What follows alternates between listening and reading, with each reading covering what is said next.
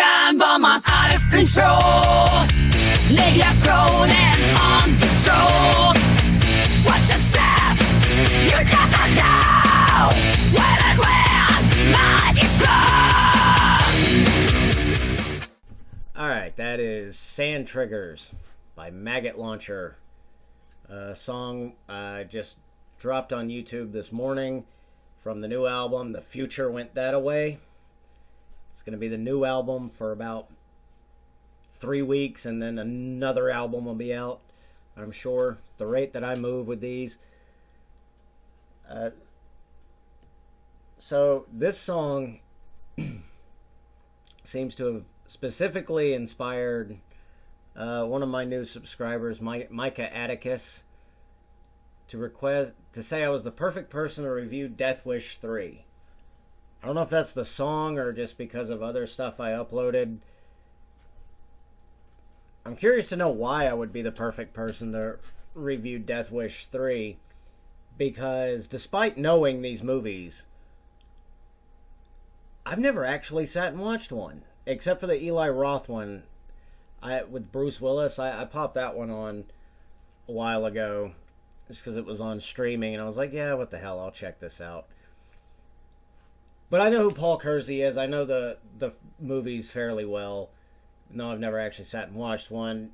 Jeff Goldblum kills his wife, beats her up, rapes her, calls her a goddamn rich cunt. Paul Kersey goes crazy, kills every bad guy in the city except for Jeff Goldblum.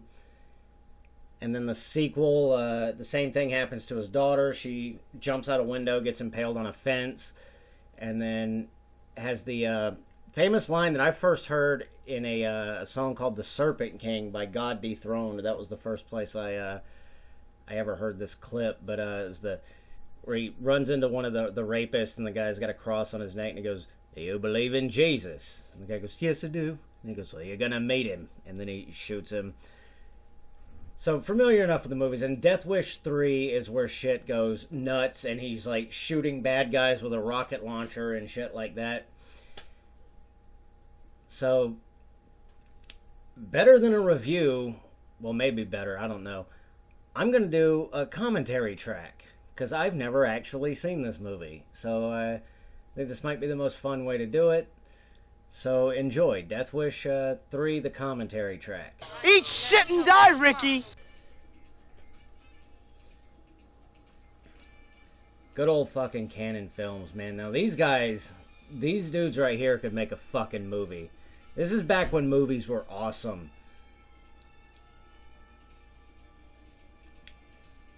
Now, if you really want to see good reviews of these Death Wish movies, Razor Fist does the entire series. He's a huge fan of these, so... Ed Lauter. I did not know he was in this. Ed Lauter, for anyone who doesn't know, is... he's one of those, oh, it's that guy actors. X-Files, he's in the, he's one of the generals or some shit in Starship Troopers 2. He does a lot of low-budget stuff, but back in the day, he got some good credits under his belt. I think he's in King Kong 76. Also, Cujo, Magic with Anthony Hopkins and Anne Margaret. If you've never seen that, that is a good fucking movie. It's the one where Anthony Hopkins is a ventriloquist. And if you like the movies, he's in Not Another Teen Movie. He's the coach that's always going, "Get in there, goddammit! Go get the pass, goddammit!" He's the guy that's always screaming, "Goddammit!" Alright, so now we got our bad guys doing... Ooh, who is this? I recognize this dude. The guy that... Fuck, I don't know who he is. It's one of the rare occasions when I can't just name an actor.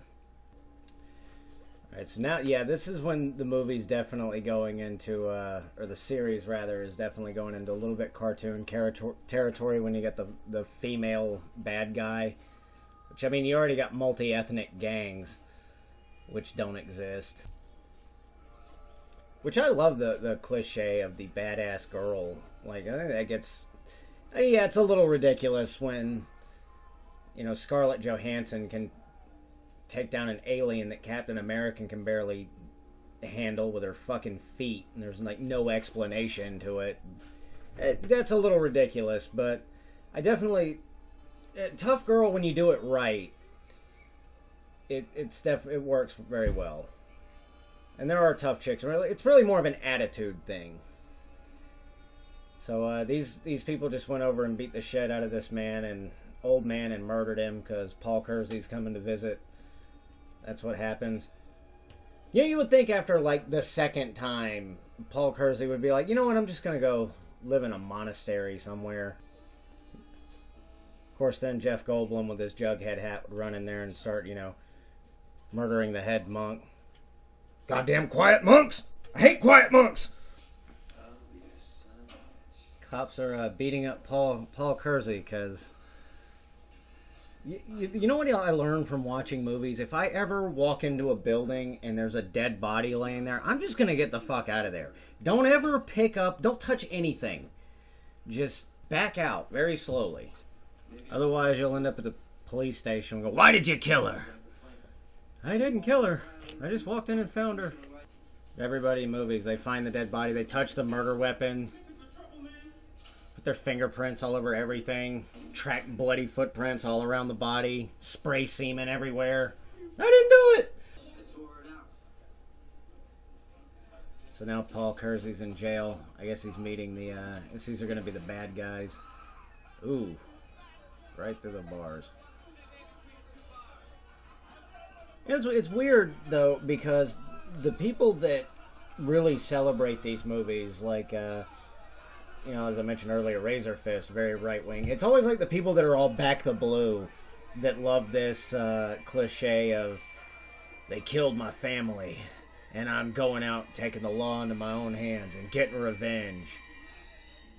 But then the people that are like, have that ACAB mentality, all cops are bastards, they hate movies like this because, oh, you just go out and take the law into your own hands. It's like, well, you don't want the cops around, so what do you want here? I have to side with the Team A. I mean, it's a weird blurry line with cops because you don't like them, but you kind of have to accept the fact that society needs them, but they're not your friends. So, but you would think the ACAB people would be all about it. It's like, yeah, fuck the cops. Go take care of them yourself. Paul Kersey's getting beat up in this jail cell. I wonder what weird plot contrivance will get him out. It'd be great if he just walked out and he's like buttoning his pants. You fellas have a lot of growing up to do, I tell you that. Way out of line, way out of line. What does this guy have? Freddy Krueger's lawyer? I'm gonna kill somebody as soon as I get out of here. Listen, it's gonna take a couple hours. God damn it, I want to kill somebody right now!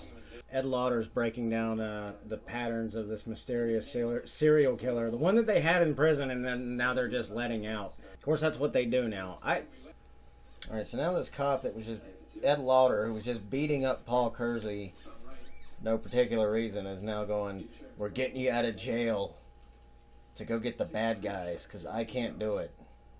I mean, I've only been assigned this job. This is my job. I do this for a living, but for some reason my hands are so tied that I gotta let this guy out. He's planning to kill an old lady. He already said that, but I can't just logically do the logical thing and lock him back up.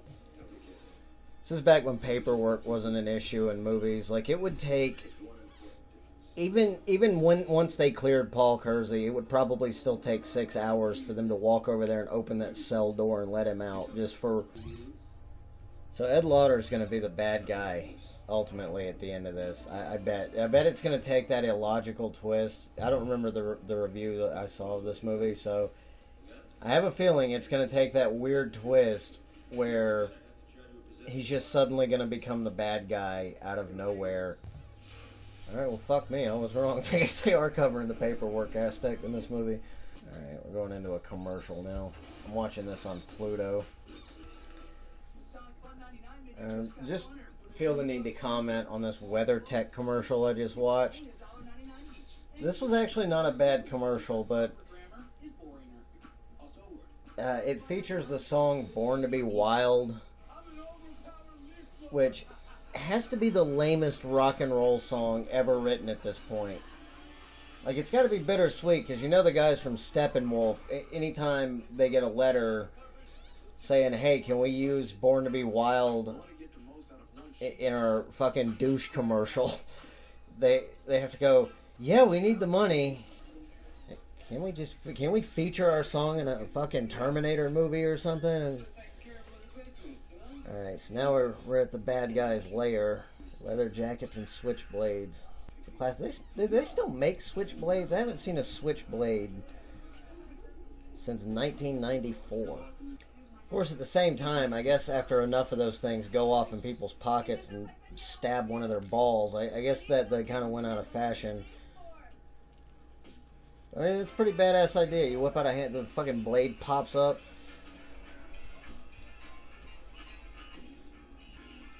I was working at this gas station many years ago. They got robbed. Dude walked in with with a knife, and everybody. It was one of those ridiculous knives you buy at a flea market that's shaped in some absurd way that makes it completely impractical as a knife. But I mean, it could still stab you and fuck you up. But yeah, everybody after that happens like, shit, I took that knife out of his hand and whooped his ass. No, you wouldn't have. You think you're fucking Charles Bronson? The name, one of the names associated with being a badass, even though he's like this pudgy 80-year-old man. But anyway, yeah, you know how much being stabbed fucking hurts, especially with that ridiculous circus knife with the jagged, odd shape. That wound would never close. It goes in slow. Fucking bullet goes straight through you. Barely even feel it. That's why in horror movies the killer always uses like a fucking axe or a machete or a pitchfork, because you get the grotesque wounds. It takes longer to die. It fucking hurts more. I'll take the knife out of his hand and whoop his ass. No, you wouldn't. Dummy. You just get stabbed. Just let this idiot take his $600 and walk out the fucking door. It's not like I didn't know who he was either. I knew the fucking idiot by name. This fucking retard. He was wearing the fingerless gloves that covered like the top of his fingers. But this idiot had his nickname, which is was Opie, and then on the other hand, it had the word bitch written on it. I guess when he puts them together, I guess it's saying I'm Opie bitch, but it just looks like you have the word bitch written on your hand. And it's like a jail tat too, so were you somebody's bitch? It's like, it really looks more like a branding mark in prison than anything badass. It's probably one of the stupidest tattoos I've ever seen that wasn't on someone's face. Alright, so now Paul Kersey's talking to, getting his exposition from Martin Balsam. Anyone doesn't know Martin Balsam, he's the guy that Norman Bates stabs in the face and knocks down the stairs in Psycho. Yeah, that's a damn good question. Why would you stay living in this place? I fix clocks, meters for the cab company. I got a little place down the street. Are you kidding? I love my house. It's surrounded by criminals. I'll never leave. And there's a part of me that goes like, well, yeah, you know, I kind of respect the standing your ground thing, but on the other hand, just get the fuck out of there. What's so worth it to live in that particular place that you'd put up with that shit? 3. Jesus Christ, man. This is the second commercial to feature Born to Be Wild. I do love that this is a bad neighborhood with a bunch of white dudes. I love the white gangs in movies, because you have skinheads in some places, but that's about the only white gang, and even then they're always portrayed as these dudes that have this white power agenda.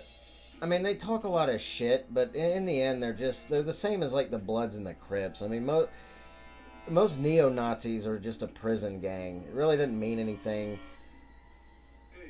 That's why, what's his name in American History X had such a problem with him, because, like, he actually was believing, like, the bullshit part of it, and they're like, no, dude, this is just a thing we wear to show that we're in this gang instead of the other gang. Because the swastika, just as a symbol, the swastika is just a fuck you. If you're tattooing a swastika on your body, you are essentially, it's not just a fuck you to Jews, it's saying fuck you to the entire world. It's saying don't ever hire me for anything. But there's an element to it where it's like, you know, even when the movie's good, it really should be something. And it's actually the cultural sensitivity thing that makes these ridiculous gangs in movies. But at the same time, I don't care if the character's cool. I'll fucking go with it. Of course, this is one of those ridiculous multi-ethnic gangs. Those absolutely don't exist. Like, they all would be one color. Any white dude hanging around in that group would be the bitch. But I do love these over-the-top gangs like that. I mean, if I make a movie, I would do that, but it wouldn't be, you know, for representation. It'd just be so the characters stand out. That's another reason you want to cast, like, you know, oh, there's a Puerto Rican guy. Cool, we'll throw a Puerto Rican guy in here. That way you can tell him from everyone else. That's kind of one of the problems I have with movies now, is most actors, they don't suck you in because you can't tell them apart. Like, every dude has the same haircut, every dude has the same build, every dude has the same jawline. I like the 70s, back when they cast ugly people. But, so we do have some black bad guys. I love Judgment Night with Emilio. This is a perfect example of what I thought I was going to be talking about with this movie. But Judgment Night is Emilio Estevez, Jeremy Piven, Stephen Dorff, and Cuba Gooding Jr., right? It's like these suburban, you know, kind of upper class, square guys get lost in the ghetto, this poor, decrepit part of town, and they're running from their lives from a gang, and it's not the gang that would actually be there. They're running from fucking Dennis Leary. Which, Dennis Leary's great in that movie. Like, the scene where he's on the rooftop yelling at Jeremy Piven, going, "This isn't fucking high school, motherfucker. I'll eat you and your fucking friends for fucking lunch." I love that monologue. It's fucking great. But that really should have been, like, Ice-T playing that character. Guys like you gotta keep checking their pants to see if they still got a dick. I got one. Your little $100 might buy you out of North Shore pussy. That means shit. You in my fucking world. Like, Ice-T yelling at you like that on a rooftop, dude, you'd be pissing your fucking pants. And Dennis Leary, get the fuck out of my face, Dennis. Really are some toxic Avenger-looking bad guys in this fucking movie, man. Now we're meeting our love interest. The movie, this pretty blonde lady. Kersey's now making plans with her to give her the old Paul Kersey dick of death. Because everybody this guy comes in contact with gets murdered by gang members very soon after. If, you know, whether or not there's a god in real life is debatable, but there's definitely a god in the world of movies. There's sort of a biblical aspect to this character, Paul Kersey, because he did do what the Bible would consider the wrong thing, which is he took the law into his own hands.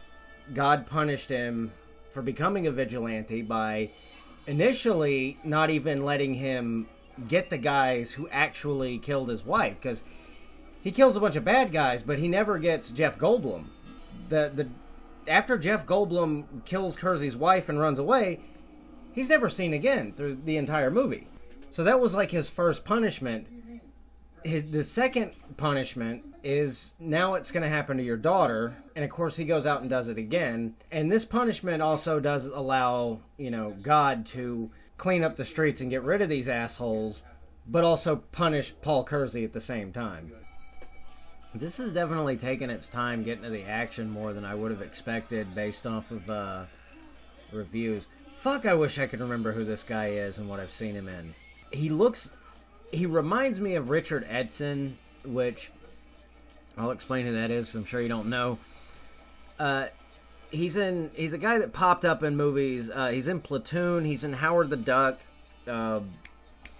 He's one of the goons in Super Mario Brothers. I think he's Spike. Spike was his name. He's the guy that's got the big nose, and he kind of talks like this. It's like, "Oh no, man, that looks like a duck, man. He looks like that guy, but I know it's not that guy because that guy's not black or Puerto Rican or Black-a-Rican, whatever the fuck this guy is, but I know I've seen him in something else. It's driving me fucking crazy. I don't feel like Googling it either. Oh shit. Lady's getting attacked by the fucking Tromaville Mafia here. It's the neighbor's wife. Again, just move the fuck out of there. Like, is it that hard to get another apartment? But she did survive because she's the neighbor's wife, not. She has nothing to do with Paul Kersey, really. So you're close to Paul Kersey, you'll just get raped. But if you're too friendly with him, you get murdered. Well, I guess if you get out of a gang rape and all you have is a broken arm, I guess you're all right. I would imagine there would be other things that would be sore, but I mean, I wouldn't even say you don't have to even upgrade to, you know, like a really expensive part of town. Just one that's a little nicer. Move out to the country, something. Oh shit, she did die. Damn. Well, damn. Why didn't you just? You'd think the writers would just kill. That's a long way around. That's just fucking mean. She's fine. She's just got a broken arm and a beat up vag. And you get to the hospital. Nah, she's dead. Alright, then he's running into the, getting some ice cream, running into that guy. I can't figure out who the fuck he is again. I'm definitely going to look in the credits. But then again, I don't know who to look for. This guy's no name. Ooh, and he's dead. Alright, we're starting to get some fucking action here, finally. This movie definitely pulled the taffy on the violence longer than I expected it to. Definitely, it was always sold more as like the ridiculous bloodbath. This one's really taking its time with the story. Oh, his name was the Giggler.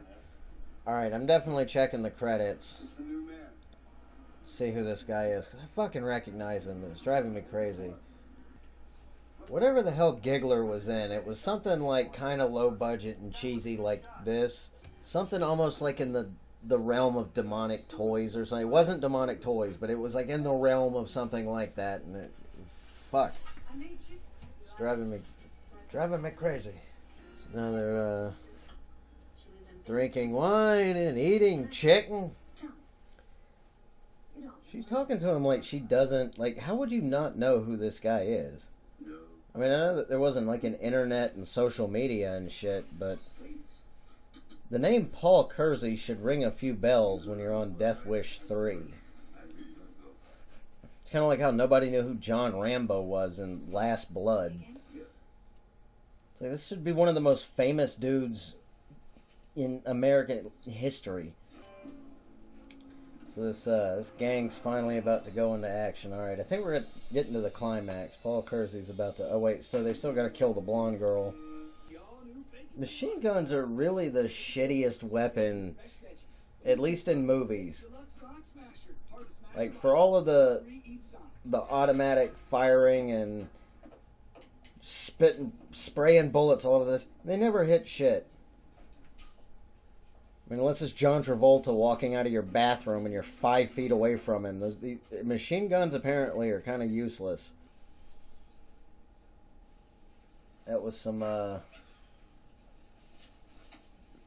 very Hammer Dracula blood there. Shit, he's wearing a vest. That's pretty smart. Alright, so now Kersey's home aloneing his way through this alley, throwing potted plants at people, jumping into other people's windows. It'd be fucked up, man. Just have like 2 guys just climb through your windows and run through your house out of nowhere. Apparently this guy's from... Is there any Americans that live in this neighborhood besides the bad guys? That was a weird way to land on a car. They usually don't show the body hit the car. This one landed sitting up. Like, usually they go straight in and like there's this big smash thing with the windows, and no, this guy just landed sitting up. That was nuts. So this is one of the flaws, I guess. I guess maybe you could call it a flaw or whatever of movies in this time, is that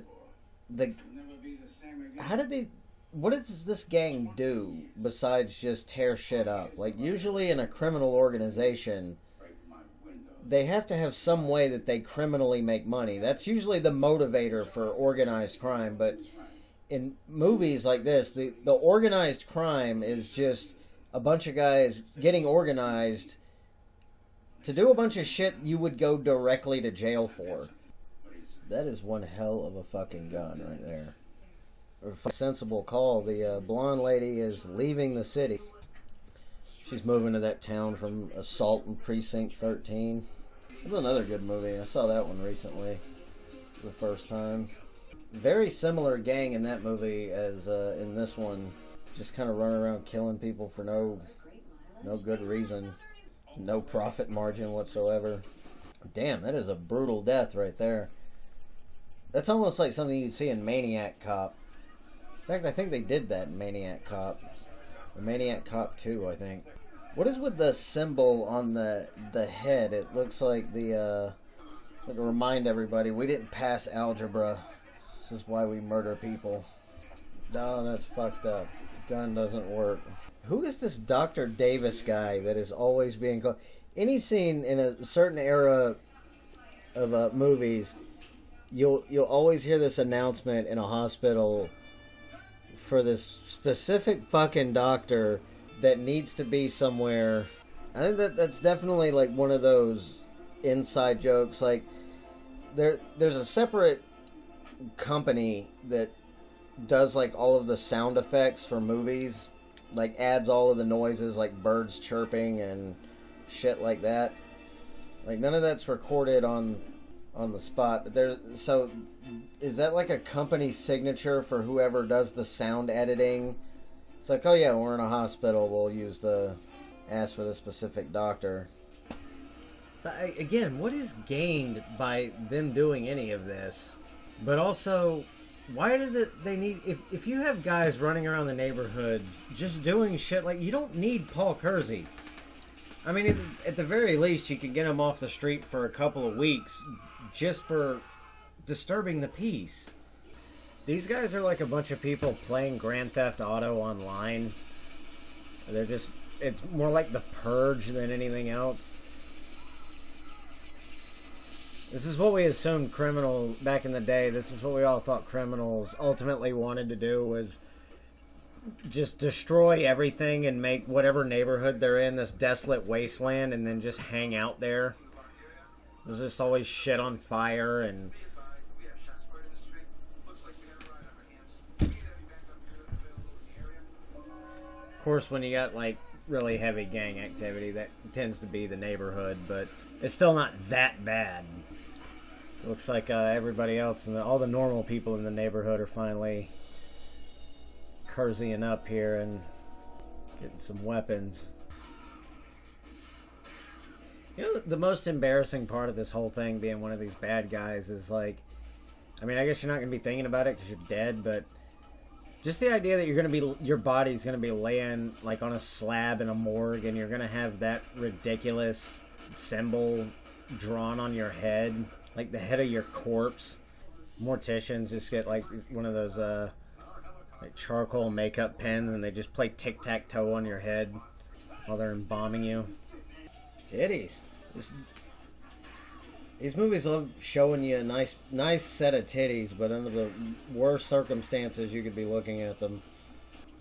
Of course, I do know that this is all make-believe and actress really isn't being sexually assaulted, so at least not at that moment during the filming process. So titties. Yeah, this is back when they used to actually set people on fire when they needed somebody to be on fire. Again, that's why old movies are great. I mean, yeah, it's a stunt man and they're not exactly acting like a person who is on fire and panicking, but you gotta admire the commitment that they were actually setting people on fire just to make this silly ass movie. And that's why when this ridiculous effect of this dude stepping on a board and getting stabbed right through the head, see, I know that's fake, but you just set 3 people on fire, so I have an easier time buying it. I swear this soundtrack, when they shot this Alex Winter looking fellow a second ago, I could have swore they were about to kick up Edge of 17 by Fleetwood Mac. I swear that's what that was. Any second, I swear Stevie Nicks was going to go, just like a one-winged dove. What happened to the girl gangster? There was a girl gangster at the beginning of the film, like this cute little redhead with like a mullet. Did I missed the part where she got killed, or is she still running around somewhere? In fact, I don't think I've seen anything happen to any of the girl gangsters. There's a few of them. Ah, there she is. I was about to say, this was a little anticlimactic. I blew his ass up with a rocket launcher, and somehow nobody in here is like, the room's not even dirty. This apartment would be on fire. Still, that is a great... I got a bulletproof vest. He just whips out a fucking rocket launcher. And as we all know, in a big mob of people are running around, if you just kill the leader, they all stop.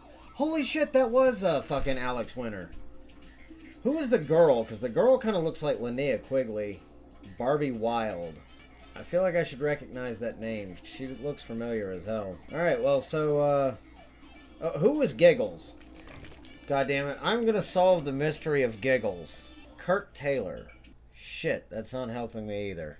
I'm gonna have to look this motherfucker up, I guess, to find out what else it is I know him from, but it's driving me nuts. But, well, so that's Death Wish 3. That's the first time I've actually sat down and watched the whole movie from beginning to end.